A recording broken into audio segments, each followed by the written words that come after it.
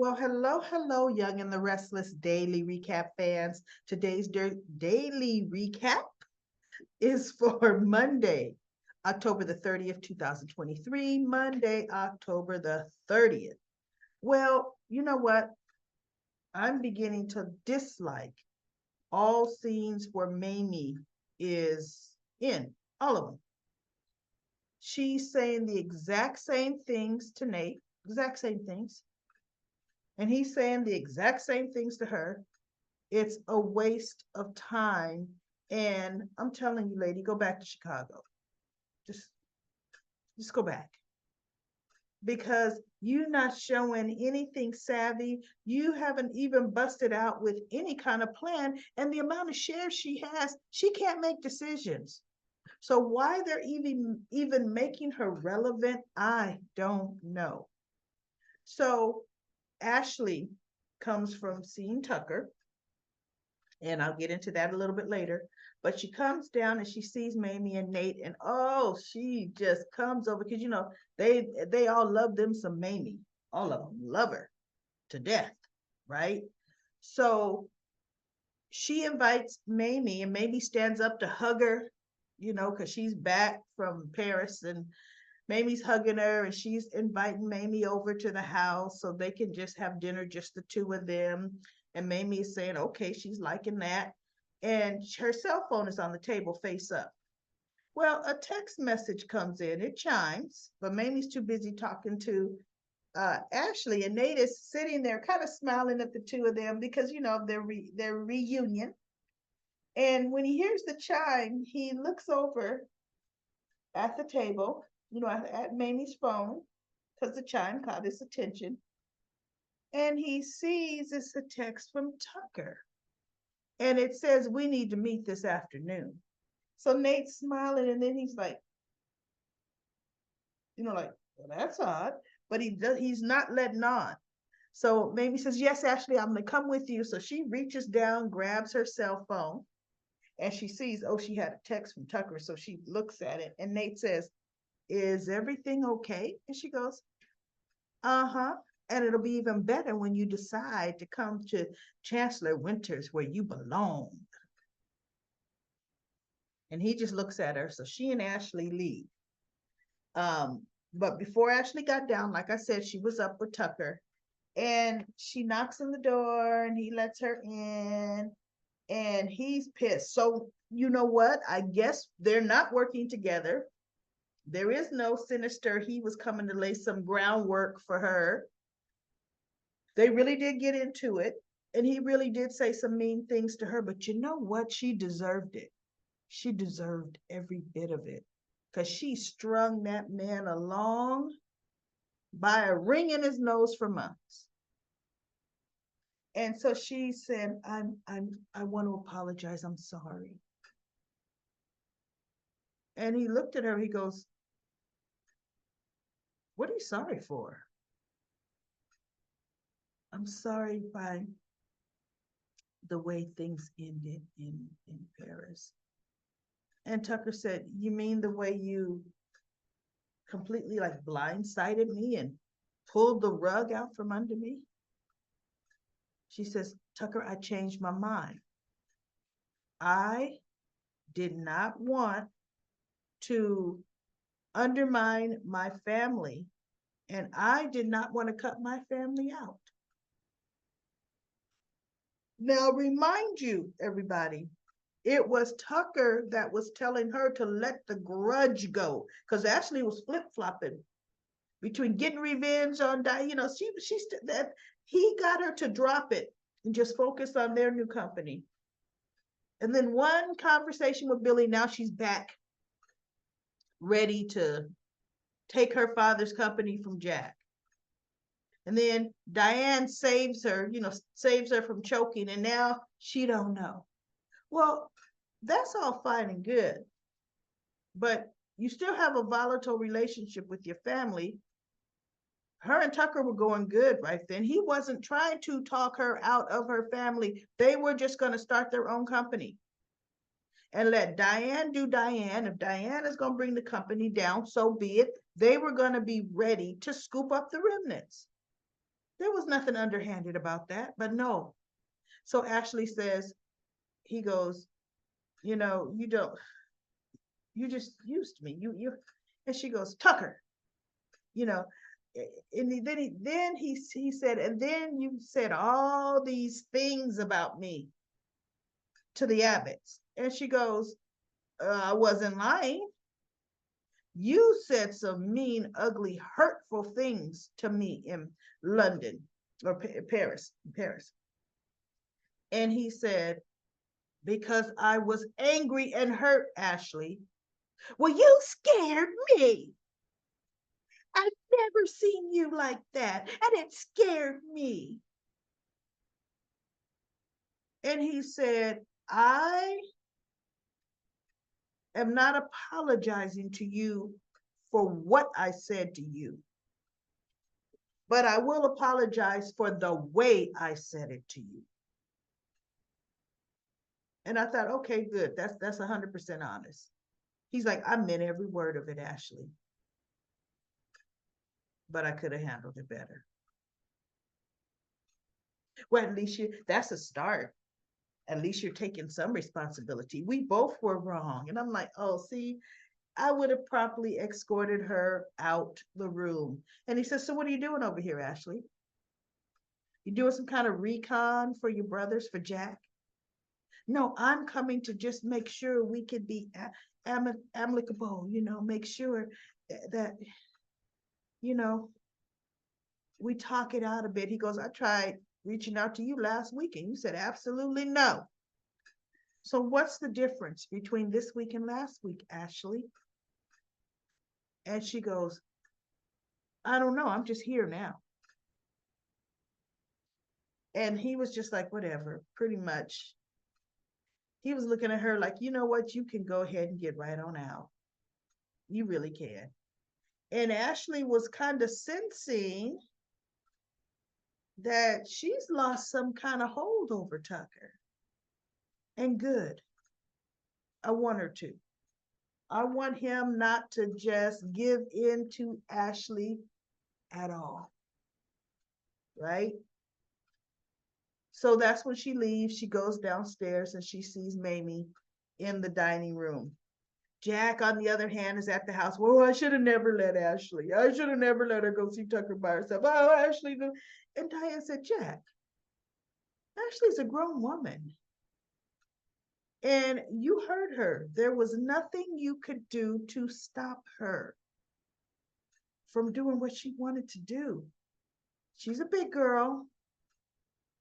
And like she said, Ashley knows Tucker more than any of us. She does. She's married the guy twice. And he goes, oh, yeah, but I still don't like it. Yeah, I still don't like it. So then Kyle, of course, tells his father what he wants again, storms out leaves the house. And that's just the old song. But Kyle, during pillow talk, Audra is saying, so what's going on with your family? And he goes, well, I talked to my father and I told him the only thing that would get me to come back to Jabot is if he offers me my old job back. Let me see what picture is it. He offers me my old job back. And she goes, like, really? Like, you still considering staying in that dynamic? And she goes, and what did he say? He says, well, he doesn't want to fire Billy. He thinks firing Billy would have Billy spiral out of control. And she goes, really? Well, if Billy is such a loose cannon to spiral out of control, he shouldn't be in the position he's in. Right? Which is one thing Diane said. But see, that's not the way it works. Right now, Billy's not a loose cannon. And for months, when Diane was going through her peril, Billy was the only one keeping that company afloat. The only one. So let's not forget that. But have you noticed, everybody, these days, Billy's not running around in a suit like he's working at all. Which always is an indicator for Billy that he's 1 foot out the door. When he starts dressing casual Billy, his mind is not on real business. It isn't. And he's been dressing casual Billy for a few months now. Where's his suit? He's still co-CEO, right? So anyway, he says, yeah, no, Billy has a dark side. She goes, really, like what? Oh, gambling, and oh, Kyle is just talking. And I thought, yeah, you traitor. You are a traitor. And so Audra says, wow. And he goes, but you know what? Enough about Billy, because Billy is still family. So, I really don't want to talk about Billy.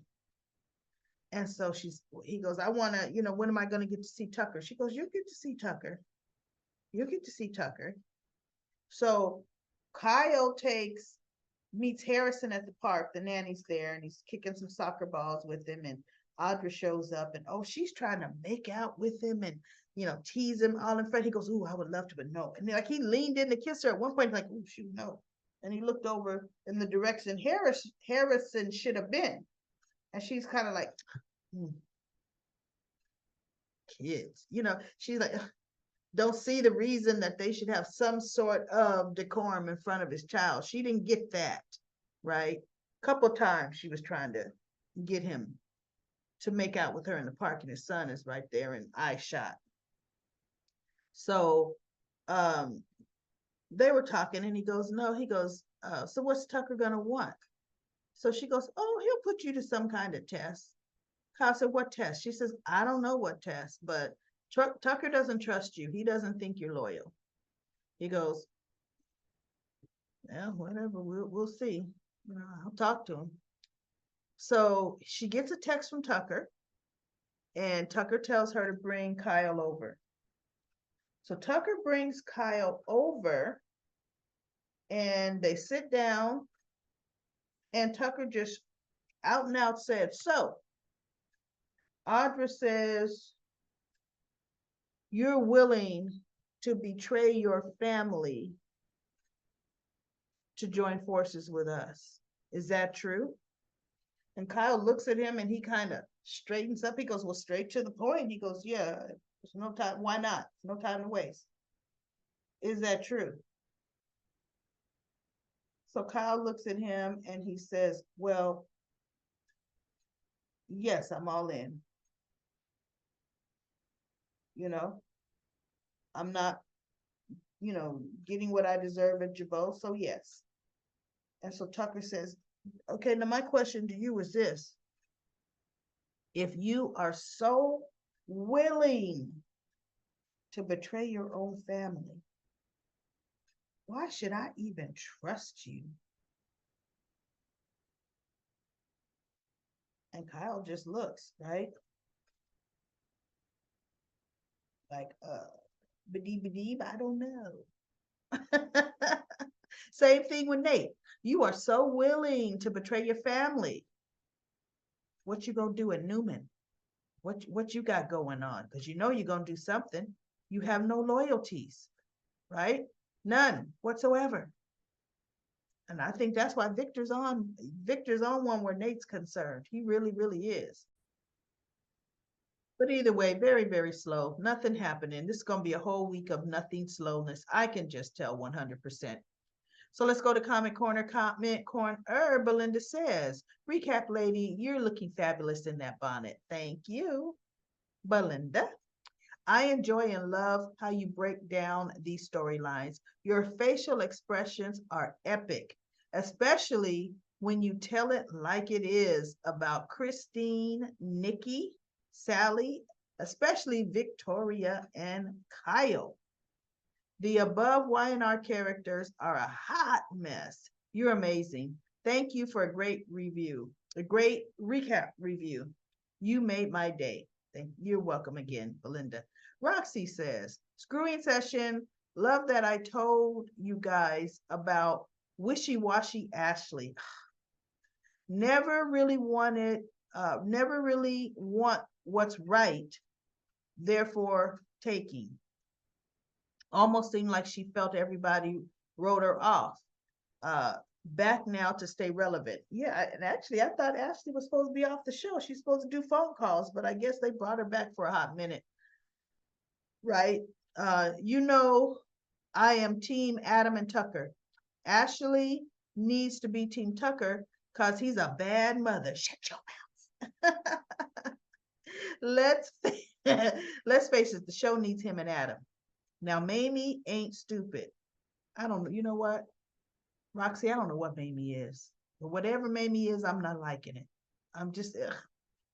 There's something sleazeball about her, and Mamie was never sleazeball, right? Mamie ran the Abbotts, and this is a boss lady. Really? Did she really know she raised the kids like a good governess and a good nanny should, right? Mamie. But good businesswoman, I don't know. And right now, I say no, right? Think AB. What's AB? Think Ab in the middle of both the Abbotts and Winters. Are you saying Abby? Still knows where the bones are hidden and got Victor too. I don't quite understand that. So Chance smiles with Summer. Nick says Nick needs nourishing from Sharon. He is out of control and will lose it when he sees Adam and Sally glowing. Christine, no tears. It's just like Ashley. Uh, we'll get Danny in the long. We'll get Danny and long for Paul. Nikki needs to take several seats. Lily should have stayed with Billy too late. Audra's kind of all over the place. Kyle thought he was Mr. Nasty, not not can't figure Tucker because he's one bad mother. Shut your mouth. Shad. My dear friend, cousin, original, real bad mother. Shut your mouth. Um, Rest lovingly in God's arms, Roxy.